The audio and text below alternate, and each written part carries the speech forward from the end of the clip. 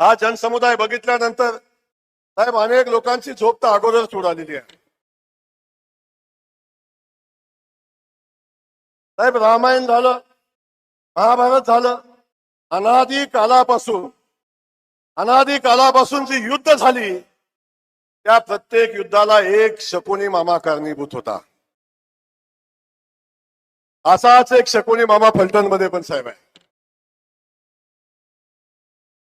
षडयंत्राशिवाय दुसरं कधीच काय सुचलं नाही. सातत्याने षडयंत्र काल सुद्धा साहेब कालच्या प्रकरणाशी दादाचा दूरपर्यंत संबंध नसताना काल सुद्धा ह्या माणसाला त्याच्यामध्ये गोवण्याचं काम, त्याच्यामध्ये ओढण्याचं काम, त्याच्या मागं मीडिया लावण्याचं काम सातत्याने साहेब करत आहेत. पण मी सातत्याने सांगितलं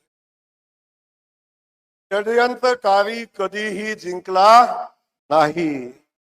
षडयंत्रकार्याला मिळालेलं जे समाधान षडयंत्रातनं असतं ते तात्पुरतं असतं, ते कधीच चिरकाल टिकत नाही. म्हणून त्या षडयंत्रकारी माणसाला आज घरी बसायला लागलंय. वारंवार साहेबांच्या दारात जाऊन बसायला लागतं. त्याला कारण तेच आहे. साहेब सातत्यानं आम्हाला सांगतात सबुरीने घे जय थांब.